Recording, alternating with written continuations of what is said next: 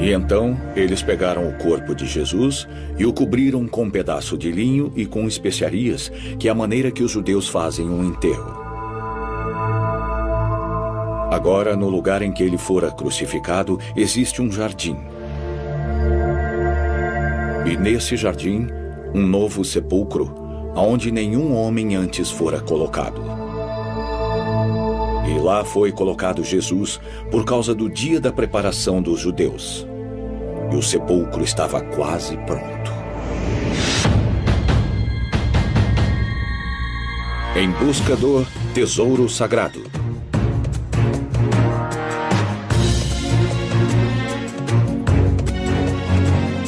Religião. Ciência. Tradição. Teologia. Tesouro sagrado.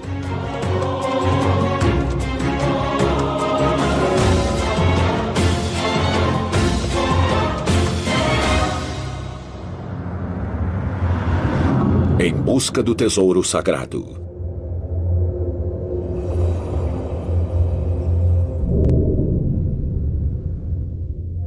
É dito que Jesus era Deus manifestado em forma humana e que ele viveu sua vida como um mero mortal. Então, o que aconteceu com seu corpo?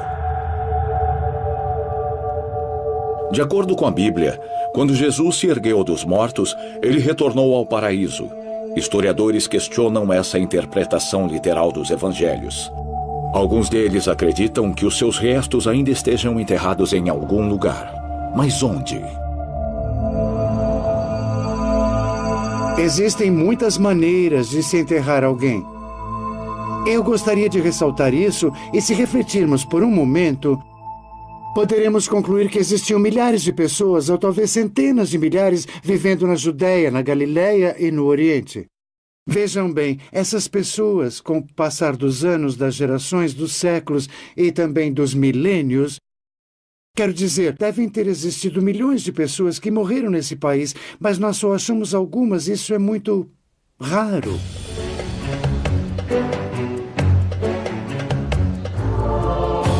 O túmulo de Jesus, sua localização ainda é incerta. João, o apóstolo, fala de um jardim próximo ao local de sua crucificação. O Evangelho de Lucas descreve o jardim como um sepulcro que fora talhado em pedra, um presente de José de Arimateia. E Marcos acrescenta que o túmulo fora selado com uma enorme pedra que fora rolada para a frente da entrada do túmulo. Existem 1.800 túmulos. Os israelenses fizeram os cálculos e existem 1.800 túmulos ao redor de Jerusalém. Alguns poucos deles são túmulos comuns, com muitos corpos enterrados juntos. Na verdade, tudo o que foi encontrado são túmulos de pessoas que tinham dinheiro suficiente para pagarem por um túmulo que fosse entalhado nas pedras ou que tivesse um tipo de vala esculpida, com pedras erguidas para formarem um buraco ou uma urna fúnebre onde o corpo ficaria preservado. Então, quando os fiéis o descrevem como um túmulo devidamente preparado, com uma enorme pedra que podia ser rolada e com o corpo colocado sobre uma mesa, bom, essas coisas têm muito significado. Existem túmulos aqui que tinham uma mesa onde o corpo fora colocado para se decompor. Então, esse tipo de funeral era praticamente aristocrático, e isso levanta uma questão teológica. Como é que esse pobre profeta, que mal era conhecido, que tinha andado desde a Galileia com uma multidão de seguidores, veio a ser enterrado como um aristocrata? Jerusalém, Israel.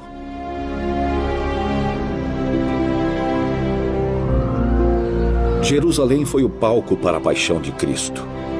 A cidade sagrada continua sendo um único e fascinante local de peregrinação. No centro da cidade sagrada se encontra a velha cidade cercada por altas muralhas. Muitos peregrinos acreditam que essas velhas ruas são as mesmas em que Jesus andou quando veio até Jerusalém. Isso não é verdade. Pouco depois de Jesus ter morrido, Hérode Agripa, o rei da Judéia, e seu neto Hérode, o Grande, construíram novas muralhas na parte norte da cidade. Quando essas muralhas foram construídas, a cidade ficou maior e o tamanho era quase o mesmo que a velha cidade possui agora. Na época de Jesus, Não haviam construções aqui. Correto. Bom, na verdade, tudo ficava fora dos portões das muralhas de Jerusalém. Exato. E agora nós estamos dentro da velha cidade de Jerusalém, mas naquela época ela ficava do outro lado dessas Isso mesmo, muralhas. exatamente. A crucificação precisava acontecer do lado de fora das muralhas, porque isso poderia ir contra os sentimentos das pessoas. Quando Jesus estava vivo, todos os criminosos eram executados do lado de fora das muralhas. O lugar que estamos agora é onde Pôncio Pilatos trouxera Jesus e o entregara à multidão que o condenou à crucificação, depois do profeta ter sido preso.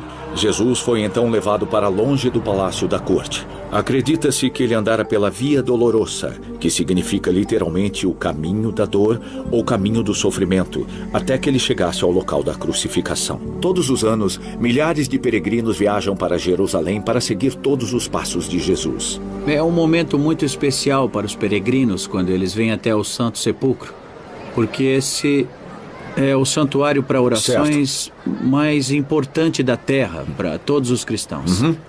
É o lugar onde o Cristo derramou seu sangue por nós. E ainda mais importante, de onde ele se ergueu dos mortos. Quem era esse Jesus de Nazaré? O que ele fez para merecer um tratamento tão cruel? Ele era um profeta que saiu por aí dizendo coisas que não deveria dizer para as pessoas, mas que as pessoas gostavam de ouvir. Ele era um homem simplesmente da província de Galileia. Vocês sabem, a Galileia era uma província, assim como Quebec, e ela ficava longe da capital. Em Jerusalém existiam todos os tipos de intelectuais. Existia o poder político e o poder religioso. Então, aqui estava esse homem da Galileia, caminhando pela estrada com seus discípulos, até que ele chegou a Jerusalém. Ele ficou bem surpreso pelo tamanho das construções e particularmente com o templo que havia dominado a cidade com a sua arquitetura grega. Então, eu prefiro dizer que o Jesus que chegou em Jerusalém, antes de ter insultado praticamente todo o mundo, era alguém que ninguém tinha realmente prestado atenção. E ele era um profeta que contou às pessoas coisas que não poderia contar ou coisas que elas não queriam ouvir. E foi então que as pessoas começaram a perguntar: quem é esse homem? As coisas que ele dizia eram muito sérias e algumas das pessoas até diriam: ele fala a verdade, outros diriam: ele é um mentiroso. Em busca do tesouro sagrado. Em busca do tesouro sagrado. Os romanos nunca estiveram felizes pelo fato de a Palestina ou Judéia ter resistido às suas regras. A atitude da Judéia fora: nós não queremos nenhum romano por aqui, vão embora. Nós temos nosso país, nossa religião e nossa cultura. Nós não queremos nada de nenhum soldado romano. E a verdade é que os soldados romanos estavam muito longe de serem oficiais elitizados. Eles eram mercenários. Eles falavam línguas diferentes, tinham costumes diferentes e eram também de um país diferente. Você podia notar que isso geraria um conflito. A presença do exército romano não era sentida fortemente. Ele estava presente, mas havia um governo regente na Judéia, com os romanos ao redor. Era tudo bem parecido com a atual situação do Iraque. A guerra não era tão forte nem tão brutal, mas ela estava fervilhando. As pessoas não tinham uso para as forças ocupantes, e então os ocupantes foram forçados a atacar e destruir o país no ano 70. E foi tudo nesse clima de tensão, de rejeição e de resistência que os eventos da vida de Jesus aconteceram.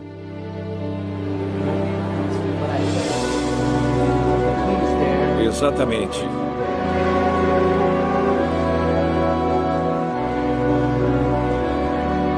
Uma vez que ele estava fora das muralhas da cidade, Jesus foi levado a um lugar chamado Golgotá, que significa literalmente o lugar da caveira.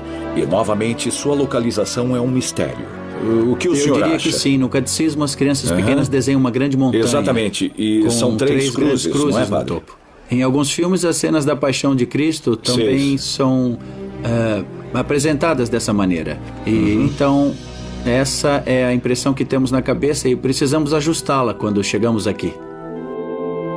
Golgotá era uma parte rochosa que tinha o formato de uma caveira próxima ao portão de Jafá, e foi ali que a igreja do Sagrado Sepulcro fora construída. Apesar de que, se voltarmos para aquela Existia época... essa modesta construção, datando do século VII, e ela é um dos únicos monumentos da antiguidade que continua inteiro hoje, da época dos impérios de Istambul e Roma. Todos deveriam vir para vê-la, sem importar a qual religião façam parte. Eles deveriam vir para ver a pedra. Judeus, cristãos, muçulmanos, uma oração feita em qualquer língua ou religião não irá gastar a pedra. A Igreja do Sagrado Sepulcro é o mais popular ponto turístico em Jerusalém. Acompanhado pelo padre Imon Kelly, do Instituto Pontifical Notre Dame, no centro de Jerusalém, eu consegui passar pelas centenas de turistas que todos os dias se arrebanham para esse local extraordinário. Nós temos muitos peregrinos aqui hoje. Isso é sempre tão movimentado assim ou é simplesmente por causa da ocasião? Obviamente, hoje temos mais pessoas por aqui, porque é a Páscoa Ortodoxa. Eles querem visitar o túmulo e sabem que isso será muito difícil durante os próximos 4 ou 5 dias. Então, eles só estão esperando durante poucas horas para entrarem, pois só cabem 4 ou 5 pessoas na câmara onde o túmulo se encontra. E eles normalmente esperam por umas 3 ou 4 horas. Normalmente, em Notre Dame, temos peregrinos que esperam metade do dia para entrar e ficam orgulhosos por conseguir. E por causa da multidão, você não pode ficar muito tempo. Então, só tem alguns minutos para fazer as orações enquanto estiver dentro do Santo Sepulcro.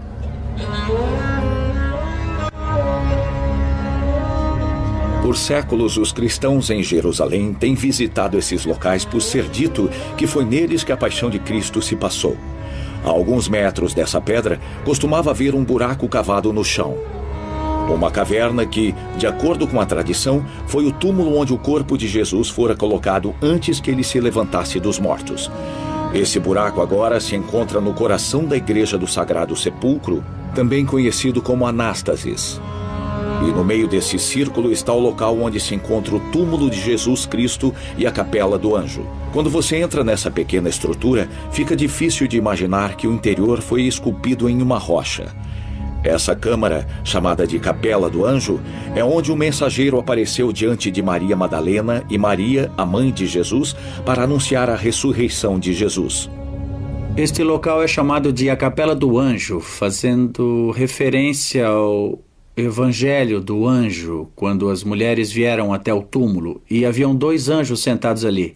E eles perguntaram: por que vocês procuram pelo vivo entre os mortos? Entendi. E por isso essa capela é uma celebração a esse momento dos evangelhos. Entendi perfeitamente. Isso mesmo. E quando o senhor diz sobre esse enorme pedaço de rocha que estava cobrindo a entrada do túmulo, ela selava essa entrada? Exatamente. Essa seria a entrada do túmulo.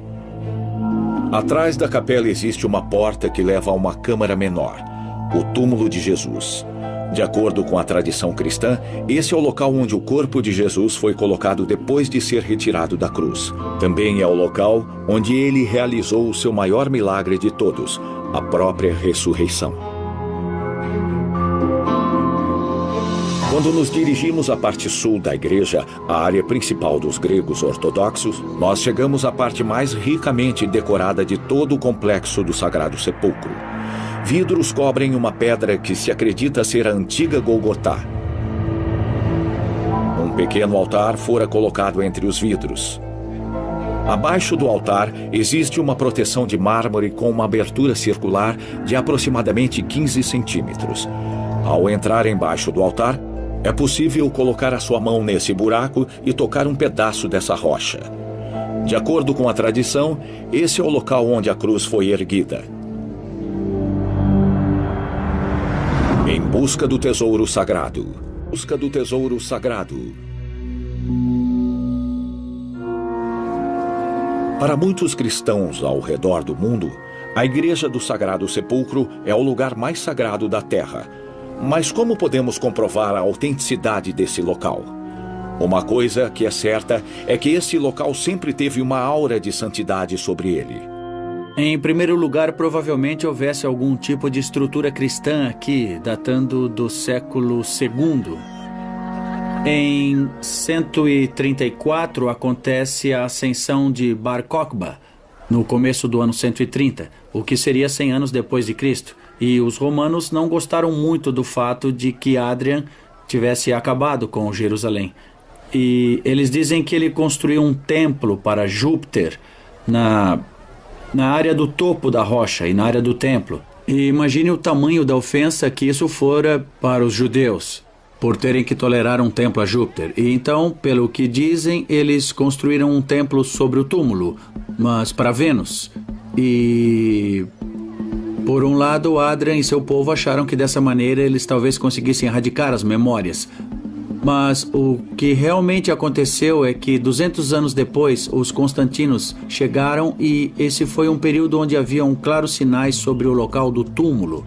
Obviamente, a tradição é muito forte e todas as pessoas sabiam onde poderiam encontrar o túmulo. O Império Romano tenta limitar o acesso ao local do sepultamento, construindo um templo no caminho para mostrar o quão importante esse local era para os cristãos. E algo mais, esse local bate com a descrição encontrada nos evangelhos e com descobertas arqueológicas realizadas na antiga Jerusalém. Mas existe outro possível local de sepultamento, outro que não é a Igreja do Sagrado Sepulcro. Aqui em Jerusalém, você tem 2 lugares conhecidos como os possíveis túmulos de Jesus. Este aqui e o túmulo do Jardim. Qual é a diferença entre eles? Bom, existe uma enorme diferença. O túmulo do Jardim é mais parecido com os túmulos feitos há 2000 anos, pois ele é um local que foi pouco tocado e possui alguns antigos túmulos que os arqueólogos dizem datar de vários anos antes de Cristo, até onde eu sei. E o jardim tem uma aparência mais similar e os seus arredores também facilitam a visualização do que é citado no Evangelho e do ocorrido na manhã de domingo de Páscoa. Jerusalém, Israel.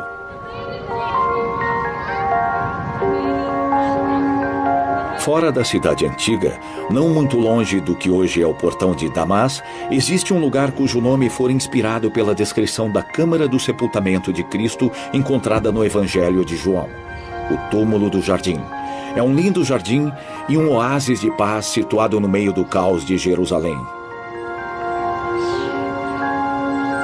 Escavações arqueológicas realizadas em 1970 confirmaram que este era um túmulo cristão datando do século I.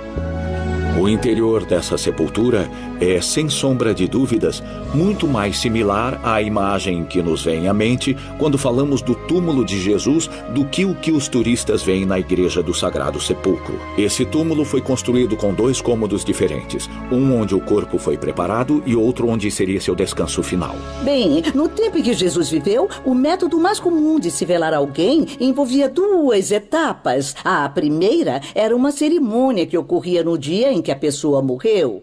Era muito importante que essa etapa fosse realizada antes do anoitecer. Amigos e família se juntavam no túmulo da família, que sempre ficava fora da cidade. E depois, o corpo era colocado em um cômodo, que era entalhado na rocha, e eram feitas cavidades em posição longitudinal. E então o corpo era colocado nessa cavidade, enquanto recitavam-se orações e esfregavam-se especiarias no corpo. A seguir, o corpo era enrolado em um sudário, que era um grande lençol, normalmente feito de linho. E o corpo era deixado no túmulo por 1 ano, tempo suficiente para a carne e a pele se decomporem, restando somente os ossos. Nesse momento, a família retornava ao túmulo e realizava uma segunda cerimônia, onde eles juntavam todos os ossos e o colocavam dentro de uma caixa de pedra, que era chamada de ossuário. Ele era basicamente uma urna quadrada de pedra. Embora o túmulo do Jardim tenha uma imagem mais próxima da que temos sobre a sepultura de Cristo, os historiadores continuam sem acreditar em sua autenticidade. Seu principal argumento é a falta de tradição cristã associada com o local. Mas a tradição não necessariamente garante uma verdade histórica. Em 2007, um documentário intitulado O Túmulo Perdido de Jesus foi ao ar na rede de televisão americana. O documentário foi produzido por ninguém menos que o diretor de Hollywood, James Cameron. De acordo com o documentário, enquanto uma escavação estava sendo feita em 1980 na região de Talpiot, logo ao lado de Jerusalém, os operários descobriram um túmulo judeu que datava do século I. Então, como normalmente acontece, esse túmulo foi descoberto por causa do trabalho de construção que não tinha nada relacionado com arqueologia. Uma escavadeira que ajeitava o solo para um novo prédio atingiu o topo do túmulo. E aí, tudo parou e as autoridades foram chamadas pelo Departamento de Arqueologia. Elas pediram uma busca pelo local.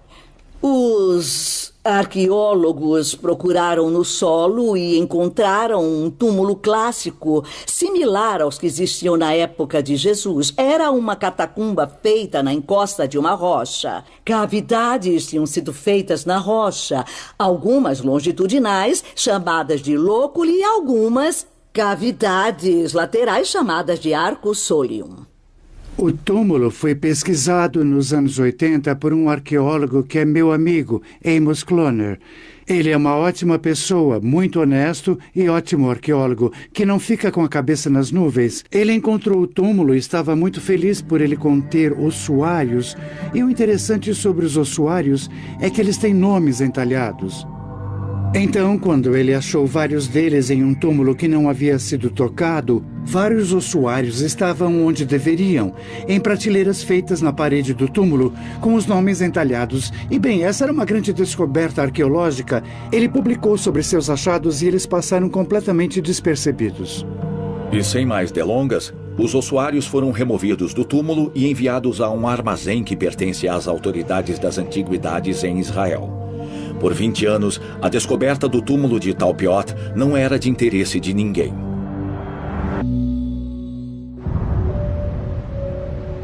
Dez desses ossuários foram descobertos no túmulo de Talpiot. 6 deles tinham nomes dos falecidos que tiveram seus ossos colocados ali, o que não era uma prática comum. Um deles sendo Yeshua bar Yosef, Jesus, filho de José. Os outros 5 ossuários carregavam nomes um tanto importantes para os cristãos. Maria, que significa Maria. Yossá, que é um apelido para José. Matia, que significa Mateus. Yeholdá bar Yeshua, que seria Judas, o filho de Jesus. E, finalmente, Mara ou Mariamné, que significa Maria Madalena. Nos anos 2000, um jornalista canadense de origem judia, Cynthia Jakubowicz, descobriu essa história e começou a se questionar. Pode esse túmulo possivelmente ter pertencido à família de Jesus de Nazaré? Nos tempos antigos, a evidência física não era usada para provar que uma pessoa havia existido. Existiam relatos escritos da vida da pessoa e, no caso de Jesus, certamente existem vários relatos da sua vida, alguns de fontes cristãs, alguns de fontes latinas, e todos escritos em um tom muito real. Todos nós deixamos evidências físicas da nossa existência, mas isso desaparece com o tempo e mesmo quando a evidência existe, é necessário alguém muito habilidoso para reconhecer esses restos. O que é necessário para podermos reconhecê-los? Você precisa de uma inscrição perfeitamente explícita e única para identificar o dono de um ossuário. Então, se pegarmos o nome de Jesus, por exemplo, a inscrição do ossuário dizia Jesus, filho de José, que não necessariamente significa que a referência era exclusiva a Jesus de Nazaré, pois centenas de pessoas poderiam ter tido esse nome naquela época. No documentário O Túmulo Perdido de Cristo e no livro com o mesmo título, Jakubowicz usou de estatísticas para provar que o túmulo de Talpiot pertenceu de fato à família de Jesus.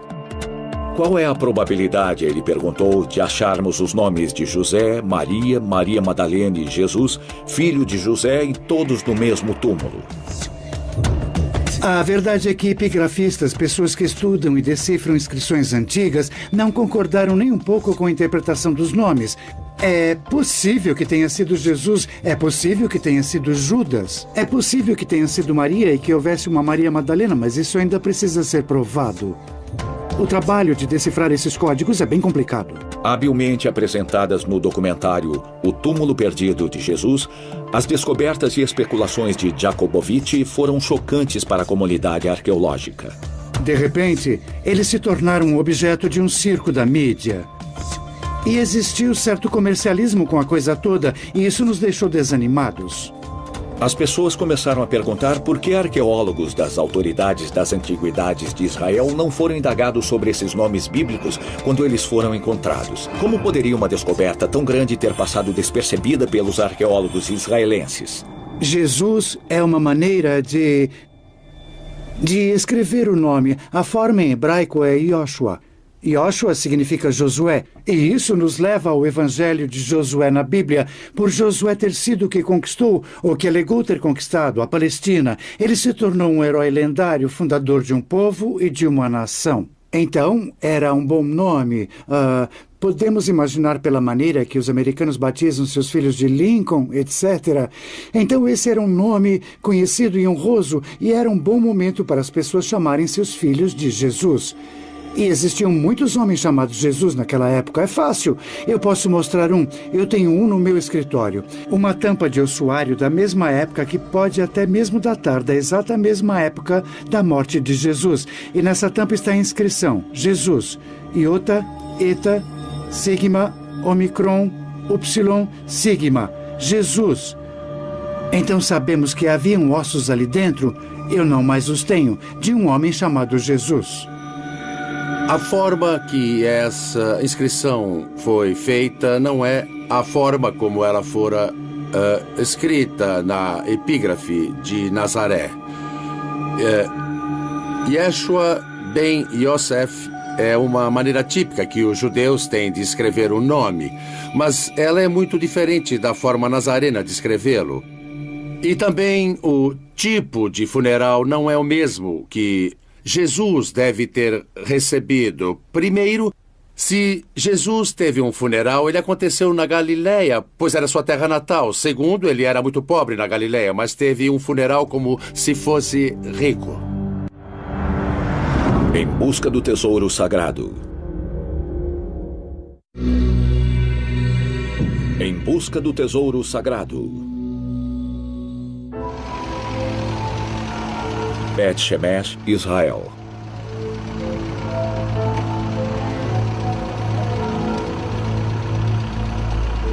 Eu fui até Bet Shemesh, a oeste de Jerusalém, onde as autoridades de Israel me deram a permissão para ver, tocar e filmar os ossuários pelos quais Jakubowicz estava tão animado. Depois de minuciosa pesquisa, a teoria de Jakubowicz de que o túmulo de Talpiot teria pertencido a Jesus e sua família, infelizmente não se provou verdadeira. Arqueólogos dizem que ficaram chocados com os métodos usados por Jakubowicz e com as liberdades que ele tomou, descrevendo seu documentário como nada mais que mero entretenimento e arqueologia fictícia.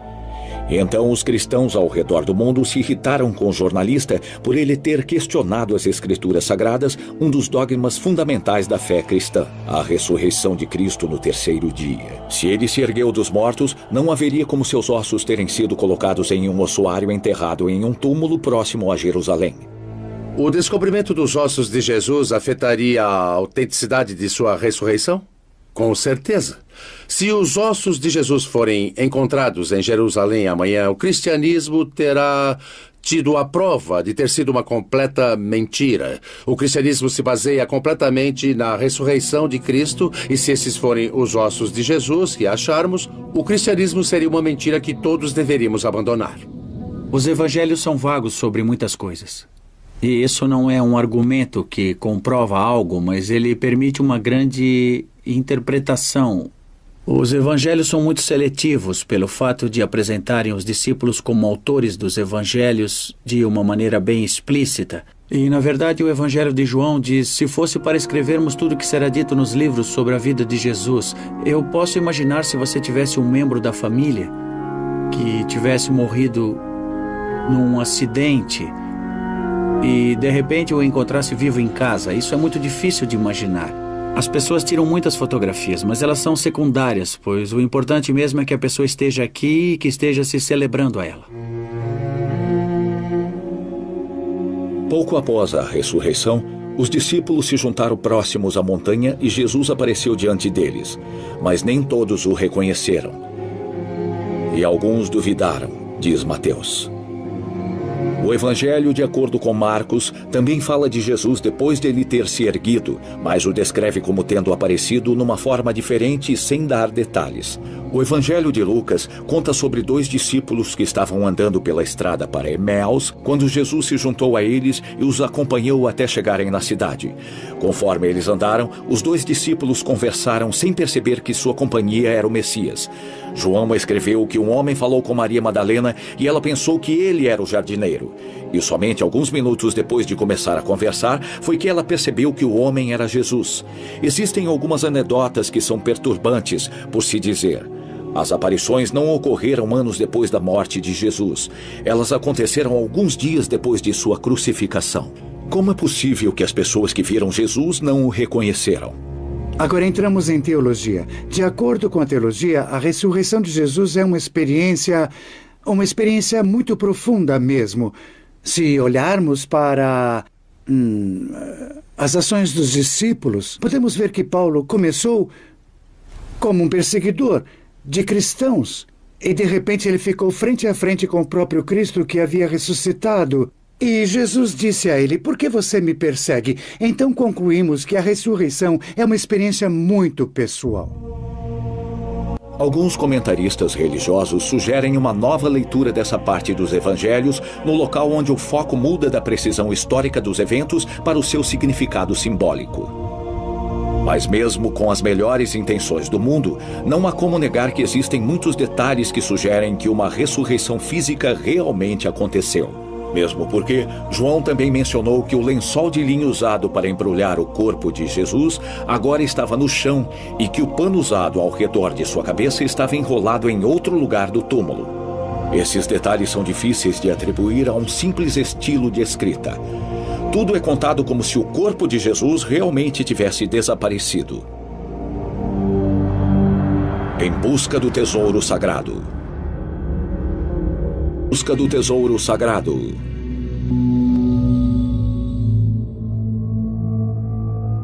Jesus realmente se ergueu dos mortos como se é contado? E se ele o fez, por que os discípulos não o reconheceram? Jesus sobreviveu à crucificação e se dirigiu à Índia, Japão ou até mesmo à França, onde morreu anos depois, como dizem algumas lendas surpreendentes. Algumas pessoas afirmam que Jesus haveria sobrevivido à crucificação e migrado para o leste. O lugar para onde ele foi se tornou assunto de muitas histórias que são religiosas ou populares e falam sobre sua caminhada, e a mais famosa dessas histórias é a de que Jesus fora para a Índia, e ela diz que Jesus teria migrado de Jerusalém, rumando ao leste com seus seguidores e teria chegado a Srinagar, na Caxemira, e lá existe um túmulo que as pessoas acreditam ser de Yusuf, ou Jesus. De acordo com a tradição antiga, datada do século I, Yusuf foi tanto príncipe como profeta que chegou a Caxemira depois de ter sobrevivido à crucificação na terra dos filhos de Israel. Textos sacros descrevem como o rei Shalivahan conheceu Yusuf, um homem de pele bonita, vestido em roupas brancas, que disse ser chamado de filho de Deus e ter nascido de uma virgem. Outros documentos hindus do mesmo período histórico dizem que Yusuf se referia a si mesmo como Jesus de Nazaré. Algumas pessoas dizem que o túmulo está posicionado de uma maneira que somente um túmulo judeu ficaria, e ele fora pintado com as cores judias azul e branco. E uma descoberta interessante feita fora do túmulo é uma parte encerada com marcas de pegadas que parecem demonstrar os pregos que haviam sido colocados nos pés de Jesus. O túmulo do mártir em Srinagar tem 2 sarcófagos, mas os túmulos reais ficam no subsolo. Apesar de o sarcófago que contém os restos de Syed Nasiruddin estar posicionado em norte e sul, conforme o costume muçulmano, O que contém o profeta Yus-Asaf aponta para leste-oeste, conforme o costume judeu. Esse posicionamento prova que Yus-Asaf não era um santo islâmico ou hindu. E se ele fosse mesmo Jesus Cristo? O Evangelho de Tomás, por exemplo, fala de uma longa viagem feita por Jesus para a Índia. E por que isso? Bem, é porque esse é o evangelho escrito por cristãos moradores da Índia que queriam aproveitar a experiência de ter tido Jesus entre eles. E as pessoas que acreditam na teoria de Jesus ter ido para a Índia dizem que existem textos que a comprovam próximos ao lago em Srinagar. E que existe também uma pedra com uma inscrição fazendo referência a uma figura de Messias que havia voltado para a Índia. E quando essas histórias apareceram, já havia muita atividade missionária nessa área, e o que provavelmente aconteceu com esses textos que citam Jesus foi que os hindus ficaram preocupados com o que os missionários podiam passar para as pessoas, e eles pensaram que a melhor maneira de afastar essas pessoas das atividades missionárias cristãs era transformar Jesus em um indiano que não tinha muito mais a dizer do que eles já sabiam. Todos os dias, na pequena vila de Shingo, que era conhecida como Herai, no norte do Japão, dúzias de peregrinos viajam para um lugar onde se encontra uma cruz. De acordo com a tradição local, é nessa colina que se encontra o túmulo de Jesus de Nazaré. De acordo com o cientista australiano Tom Chalco, as crianças de Shingo ainda cantam uma pequena rima com palavras que são absolutamente insignificantes para eles. Por gerações, as crianças de Shingo têm cantado essa canção sem saber o que ela significa. Esses sons inarticulados eram, na verdade, a pronúncia fonética de palavras hebraicas inspiradas pelo Torá, os primeiros livros do Velho Testamento. Poderia o túmulo do mártir em Shingo ser a genuína sepultura de Jesus de Nazaré? Especialistas chegaram à seguinte conclusão. Essas histórias revelam que existiam comunidades cristãs nesses países que provavelmente passaram sua lenda de uma geração a outra. Mas também existe a chance de que algo realmente tenha acontecido nesses lugares. Algumas pessoas até acreditam que as histórias foram uma forma de legitimar as coisas. Por exemplo, elas poderiam ter sido usadas para justificar a maior popularidade de um lugar sobre o outro. Mas quando examina esses túmulos e ouve pessoas clamando, eu tenho o túmulo de Jesus, fui eu que o identifiquei, e percebe que existe um desejo por validação, um senso de agora sou importante, e acredita-se que essa dinâmica tem entrado em jogo em países como a Caximeri ou o Japão. Em busca do tesouro sagrado.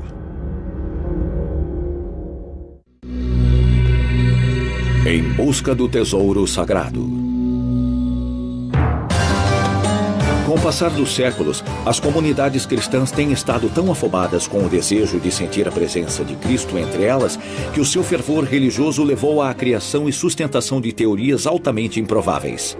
Então, muitas pessoas afirmam que encontraram o túmulo de Jesus aqui ou lá. Eu diria que, ao invés de procurarem na Índia, deveríamos direcionar nossa atenção para a Etiópia, por exemplo, onde em Lalibela, os etíopes pobres que não tinham como fazer uma peregrinação cristã até Jerusalém, reconstruíram a Terra Santa em suas montanhas. Você tem o Riacho Cédron, você tem o Sagrado Sepulcro, tem também a casa de Caiafas, tem Betânia e também o túmulo de Lázaro. Eles reconstruíram tudo e, logicamente, no coração da Etiópia encontra-se o túmulo de Jesus Cristo. E não há como negar, quando os peregrinos etíopes viajam de joelhos até o túmulo de Jesus, ele realmente está lá. De acordo com outra tradição, essa datando da época da Idade Média, Jesus foi para a França depois de escapar da execução. A lenda diz que ele fora acompanhado por alguns discípulos e por sua esposa Maria Madalena e que ele teria estabelecido moradia em algum lugar próximo a René-le-Château. Os mistérios do possível casamento de Jesus com Maria Madalena e a possível família que eles poderiam ter constituído, eu acho que, mesmo assim, ele não se desprenderia de sua divindade por sua morte e ressurreição. Eu diria que, tendo ou não ele sido casado, isso jamais negaria que ele fora crucificado, que ele morrera dessa maneira, e que ele fizera as aparições pós-ressurreição, das quais a primeira, acidentalmente, fora para a esposa que o amara, e que ele subira ao céu somente após esse período. E agora, citando sobre os que dizem que Jesus foi casado com Maria Madalena e o cristianismo é um mito, eu realmente acredito que ele pode sim ter aparecido em ambos os lugares. Agora, se formos seguir todas as lendas sobre as aparições de Jesus Cristo na Índia ou mesmo no Japão e em tantos outros lugares distantes por todo o mundo, e até mesmo tendo feito uma terceira visita à Inglaterra, falando como um poeta e contando interessantes histórias daquele tempo, eu não acredito que ele foi para lugar algum depois da crucificação, a não ser para fazer suas aparições pós-ressurreição, para só então se juntar ao seu Pai, onde, como sempre digo sobre alguém que faleceu, está nos esperando e também esperando nossos entes queridos que já se foram. Há 2000 anos, um jovem carpinteiro da pequena cidade de Nazaré começou a pregar mensagens de amor, compaixão e perdão. Por um curto período de 3 anos, esse pregador, acompanhado por muitos discípulos, viajou pela Galileia difundindo sua mensagem de amor que os padres do alto clero consideraram como heresia. Olhe para a história de Jesus. Que história modesta! Ele veio da Galileia com discípulos. Quem eram eles? Quantos deles estiveram lá? Claramente os evangelhos dizem que eram 12, mas isso era impossível de ser verificado. Então ele chega com amigos e com pessoas que estavam fascinadas com o que ele estava dizendo e fazendo. Pessoas que queriam segui-lo e ouvir o que ele dizia. Ele ficara com amigos em um local afastado, mas ele não teria ficado em Jerusalém. A cidade era muito pesada, a energia era muito forte, e sabendo que as coisas terminariam mal, ele nem sequer insistiu. Seu sacerdócio teve um fim dramático quando ele foi condenado e executado pelos romanos. A paixão de Cristo começou com sua prisão no jardim de Getsemane e terminou de alguma maneira com a sua ressurreição. Esse foi o cumprimento da profecia. Quando o anúncio de que Jesus tinha ressuscitado foi feito, muitas das pessoas acreditaram que o corpo havia simplesmente sido roubado e para fazer com que a profecia parecesse verdade. Mesmo o próprio Pilatos havia previsto essa possibilidade e ordenado que guardas ficassem em frente do túmulo. Quando entendemos que a ressurreição é o maior dogma do cristianismo, é difícil de imaginar que discípulos poderiam aceitar serem perseguidos se soubessem que o princípio da sua fé nada mais era que uma brincadeira. A ressurreição de Jesus é o maior de todos os milagres já realizados. Não existe nada que chegue perto disso no mundo antigo. Você pode ficar surpreso em saber que a ressurreição de Cristo não pode ser historicamente provada. Pesquisadores podem encontrar os ossos que quiserem, mas a ressurreição de Jesus não é palpável e nem algo identificável, não é histórica e não pode ser seguida. Fim da história. A procura pelo túmulo de Jesus nos faz refletir sobre o mistério que ronda a sua ressurreição, assim como as origens do cristianismo. Nós não temos uma certeza histórica de para onde exatamente ele viajou e nem sobre o local de seu nascimento ou morte. Nós não temos documentos que foram escritos pelo próprio Jesus, somente textos deixados por seus discípulos várias décadas depois da sua morte. Basicamente, ele era um profeta de mentira. E ainda assim, sua execução gerou um tsunami no Império Romano. Menos de 300 anos depois de sua crucificação, Roma, a terra natal de seus executores, havia passado para o seu lado. Hoje em dia, o cristianismo é a maior religião do mundo, com aproximadamente 3 bilhões de seguidores. Nada mal para um transtorno público, da qual a existência ainda é duvidada por alguns.